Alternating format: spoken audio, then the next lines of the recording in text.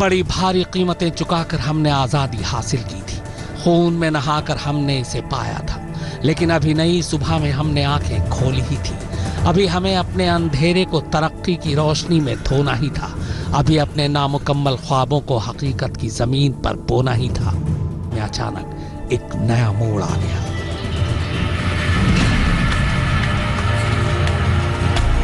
जो आजादी मिली हमने वा रूंगे में ना थ्याई थी, इस खातर खपे लाल हजारा बड़ी मुश्किल तय पाई थी।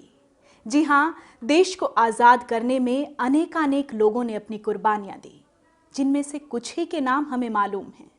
बहुत से शहीद ऐसे हैं जो आज भी गुमनाम हैं, लेकिन शहीदों के साथ साथ बहुत से नेता, बहुत से क्रांतिकारी ऐसे भी रहे जिन्होंने लाल किले पर तिरंगे को लहराते हुए अपनी आंखों से देखा, जिन्होंने शहीदों के सपनों को साकार होते भारत को देखा, शहीदों के सपनों को साकार करते हुए जीवन जिया। ऐसे ही एक क्रांतिकारी को आज याद करेंगे हमारे इस खास कार्यक्रम में, जिनका नामकरण खुद शहीद आजम भगत सिंह ने किया, जो हाल ही के शहर पानीपत के बाशिंदे रहे, जिन्होंने आज़ादी के सपने को आज़ादी के बाद धूमिल होते भी देखा। जी हाँ, हम बात करेंगे क्रांतिकारी क्रांति कुमार की। मैं हूं सोनल दहिया। 6 दिसंबर 1902 को पाकिस्तान के पाकपटन इलाके में शतघरा नामक स्थान पर क्रांति कुमार का जन्म हुआ। माता पिता से जो नाम उन्हें मिला था वो था हंसराज शर्मा। लेकिन एक ऐसा समय आया जब खुद हंसराज को अपने इस नाम से चिढ़ होने लगी। क्यों और कैसे ये हालात हुए, इसका जिक्र आगे करेंगे, लेकिन पहले देख लेते हैं उनके आरंभिक जीवन की ये झलक। 6 दिसंबर 1902 को पाकिस्तान के पाकपटन इलाके में शतघरा नामक स्थान पर क्रांति कुमार का जन्म हुआ। माता पिता से उन्हें नाम मिला हंसराज शर्मा।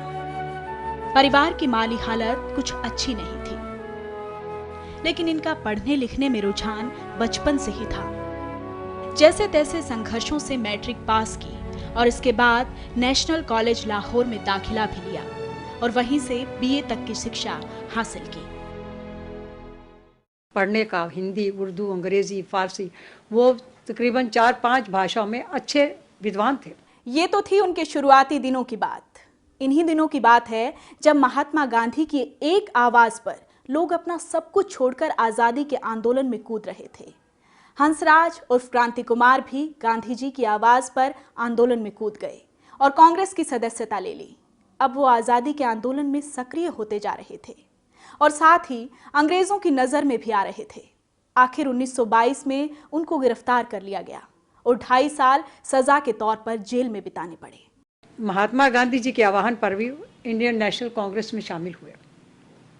इनको मिंड कुमरी जिला में सबसे पहले जो था वो प्रेसिडेंट भी बनाया गया, कांग्रेस अध्यक्ष बनाया गया। ये इन्होंने किचलू जी के साथ काम किया, डॉक्टर राजेंद्र प्रसाद के साथ काम किया, लाला लाजपत राय के साथ काम किया, और जब इनकी गतिविधियां ज़्यादा उजागर हुई तो इनको आईपीएस धारा के तहत जो था वो गिरफ्तार कर लिया गया। पहली बार 2.5 साल की सजा इनको सुनाई गई। 1926 में पहली बार हंसराज उर्फ क्रांति कुमार भगत सिंह के संपर्क में आए और नौजवान भारत सभा में उनके साथ काम करने लगे।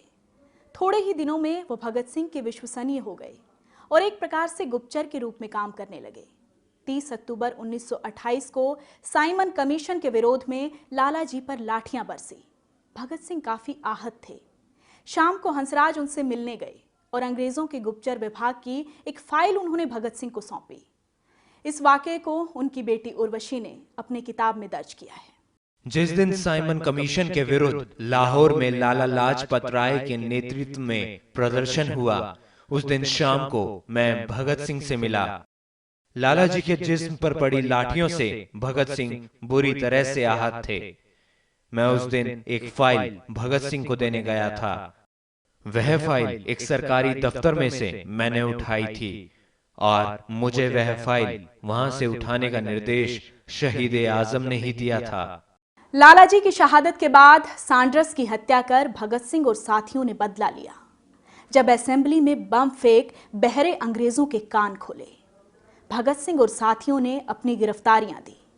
मुकदमा चलने लगा, उन्हें जेल में डाल दिया गया। जेल में इनसे मुलाकात करने वालों में हंसराज शर्मा भी शामिल थे। इन मुलाकातों के जरिए वो भगत सिंह और क्रांतिकारियों के संदेशों का आदान प्रदान करते। खाने के बहाने अक्सर वो मिलने आ जाते। खाने पीने का सारा प्रबंध और जो जासूसी की जो खबरें देनी होती थी वो मेरे पिता के ही जिम्मे रहती थी। ऐसी ऐसी खबरें ये पहुंचाने का काम करता था, मतलब विश्वसनीय ये उनके थे। और खाने को अगर कुछ भी इच्छा होती भगत सिंह की तो वो हमेशा इन्हीं को बुलाया करते, और बाद में तो इनका नाम लंच कुमार तक कह दिया गया था। अब वो समय आ गया है जब आपको बता दिया जाए कि आखिर क्यों हंसराज अपने इस नाम से चिढ़ने लगे थे, क्यों उन्हें अपना ये नाम कचोटने लगा। हुआ यूं कि मुकदमे के दौरान हंसराज नाम का ही एक शख्स क्रांतिकारियों से छिटक कर अंग्रेजों का पिट्ठू बन गया और गवाही देने को तैयार हो गया।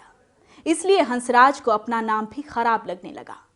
भगत सिंह ने उनकी पीड़ा को महसूस किया और उन्हें कहा कि तुम क्यों परेशान होते हो, आज से तुम्हारा नाम क्रांति कुमार है। तब से लेकर अपने जीवन के अंत तक वो इसी उपनाम से जीते रहे।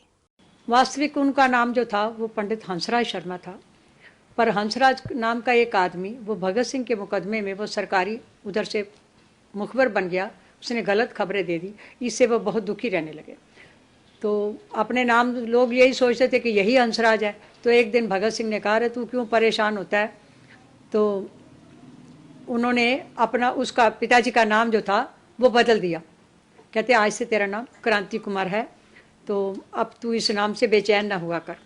भगत सिंह, राजगुरु और सुखदेव की फांसी रुकवाने को लेकर महात्मा गांधी और नेहरू से नौजवान भारत सभा का एक प्रतिनिधि मंडल मिला, जिसमें क्रांति कुमार भी शामिल थे, लेकिन फांसी को नहीं रुकवाया जा सका।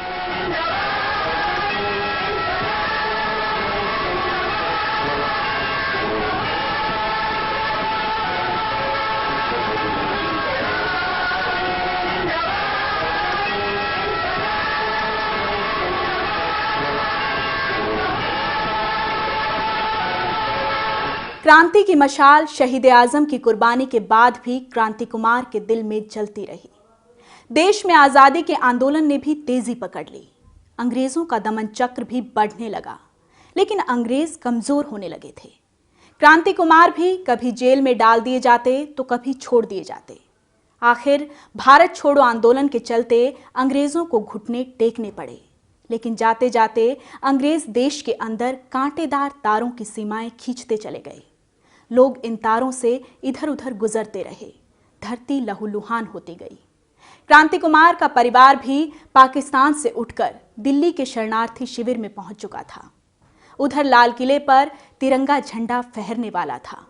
एक पठान की मदद से क्रांति जेल से बाहर निकले और परिवार के साथ पहली बार लाल किले पर तिरंगे को लहराते देखा।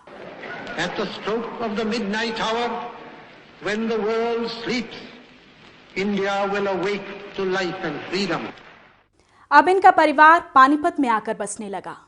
देश अभी अपने पैरों पर खड़ा होने की कोशिश कर रहा था। बुनियादी ढांचों के विकास पर ध्यान दिया जा रहा था, लेकिन लोगों को अब देश से ज्यादा खुद के विकास की चिंता थी। इसे क्रांति कुमार भी महसूस कर रहे थे। जो लोग आजादी के लिए सब कुछ छोड़कर आंदोलन में कूदे थे, वो शहीदों से अपनी नजदीकियां बताकर अनाप शनाप सुविधाएं हासिल कर रहे थे। लेकिन क्रांति कुमार ताउम्र अपनी मेहनत के बल पर आजादी के बाद भी संघर्ष करते रहे। आइए देखते हैं उनके बाद के जीवन की एक झलक।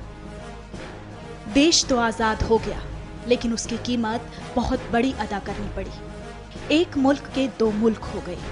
धर्म के नाम पर देश के टुकड़े कर दिए गए। तिरंगे के तीजे रंग को एक देश में बदलकर पाकिस्तान नाम रख दिया गया।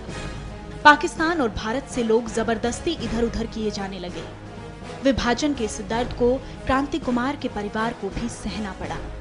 क्रांति कुमार खुद जेल में थे, लेकिन परिवार को जैसे तैसे दिल्ली आने का संदेश दिया। एक पठान की मदद से खुद भी जेल से बाहर आने में कामयाब हुए और लाल किले पर तिरंगे को पहली बार लहराते हुए देखा। कुछ दिन दिल्ली में शरणार्थी कैंप में परिवार को रोका और फिर 3 लड़ाइयों और मशहूर शायर हाली के शहर पानीपत में रहने लगे। धीरे धीरे दिन बीतने लगे। क्रांति कुमार अपनी आंखों से देख रहे थे कि लोग अब देश के बारे में सोचना भूल रहे थे, सिर्फ खुद के बारे में सोच रहे थे। लेकिन वो अब भी अपने आदर्शों पर कायम थे, इसीलिए किसी भी तरह की सरकारी मदद उन्होंने नहीं ली।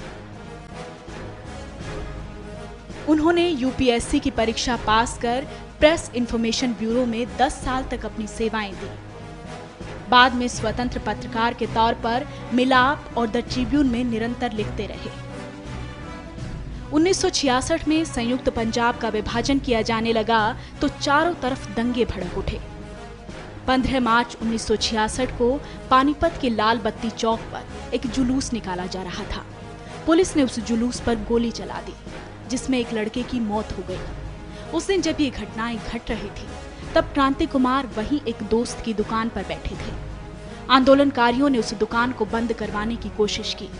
क्रांति कुमार और उसके दोस्तों ने लोगों को समझाना चाहा, पर बेकाबू भीड़ ने उनकी बात अनसुनी कर दी और लोगों ने क्रांति कुमार और उनके दो मित्र संतराम लांबा और दीवान चंद ठक्कर को सामान की तरह आग की भेंट चढ़ा दिया और वो धुएं में विलीन हो गए। सामान की तरह शेष रह गई राख। जब ये हादसा हुआ ना, उस वक्त मैं लाल बत्ती चौक में ही था, तो ये जुलूस की शक्ल में आए हैं। वहाँ पर जो भाजपा वाले थे उस वक्त आरएसएस वाले कहते थे, इन्होंने आगे दुकान के लिए इनको बोला। उस वक्त मौके पे श्रीमान क्रांति कुमार जी शर्मा जी वहाँ थे। उनको कहने लगे जी दुकान बंद कर दो, हमने बाज़ार बंद करवा दिया है और आपकी दुकान खुली है। कहना भैया दुकान किस लिए बंद करें, ये तो हमेशा का रोज़ का ये आपका लोगों का काम है, हम दुकान बंद नहीं करेंगे। तो इनके साथ साथ कुछ लोग ऐसे भी थे जो ना समझ वाली बात है, जो बच्चे थे उन्होंने ये थोड़ा सा शोर कर दिया, मार दो, ये कर दो, वो कर दो। उन्होंने ईंट पत्थर फेंकना शुरू कर दिया। ईंट पत्थर फेंकते फेंकते इतने में पुलिस वाले भी थे, वो भी भाग गए। यहाँ से नज़दीक कोई आदमी रहा नहीं जब पत्थर इन्होंने फेंकने शुरू किए हैं। उस वक़्त किसी ने आगे अंदर आग फेंक दी, टायर को लगा के। अंदर टायर थे और मौके पे मैं ये देख रहा था कि इसका तो रास्ता बाज़ार वाली साइड में कचहरी रोड वाली पे जो सीढ़ियाँ ऊपर को जाती है वो बंद है। तो उस वक्त मैं तो वहाँ से भागकर मौके से फिर घर गया। मैं कहा कम से कम उनको इतला तो दे दे, मेरे पड़ोसी भी हैं, मेरे बुजुर्ग भी हैं। इतने में मंगलवार का दिन था, 4-1 बजे यह पता लगा कि हमारे यहाँ कोई कहने आया कि लाल बत्ती पे साइकिल की दुकान को आग लगा दिया है और पंडित जी अंदर हैं, उनको किसी ने पत्थर मारा है और उनके खून निकल रहा है और वो अंदर चले गए। पंडित जी तो दुकान के अंदर चले गए और आग लग रही है। रात 10:30 बजे जब हम सब सो गए, अभी आ जाएंगे, तो पुलिस की जीप आई, हमारी माँ को उठाया, हमारे पड़ोसियों को जगाया गया कि लाल बत्ती से टक्कर साहब की दुकान से 3 लाशें निकली हैं कि आप हमारे साथ चलिए। जो बॉडीज़ मिली थी अंदर से जो निकली वो पहचानने लायक नहीं थी। उनका कुछ भी ऐसी चीज़ नहीं थी जिससे पहचाना जाता कि ये पंडित जी की बॉडी। उनके पास एक बूट मिला और बाद में जब पोस्टमार्टम किया गया, एक दवाई की शीशी और एक घड़ी उनकी अस्थियों में से, वो घड़ी पिताजी की थी। वो इतनी बुरी तरह जल चुके थे और जो हड्डियाँ थी उनकी पैर की वो टूट के अलग हो चुकी थी। तो ये थी एक क्रांतिकारी क्रांति कुमार की दुखद कथा, जिसने जाने किन किन सपनों के साथ आज़ादी के लिए संघर्ष किया और जो आज़ादी मिली उसके मायनों को बिखरते भी देखा, और मौत जो नसीब हुई। बदनसीबी का इससे बड़ा उदाहरण शायद दुनिया की किसी दुखद कथा में ना हो। उम्मीद है जो सम्मान जीते जी इस क्रांतिकारी को नहीं दे सके, अब उन्हें मिल सके। एवं तहलका हरियाणा उन्हें शत शत नमन करता है।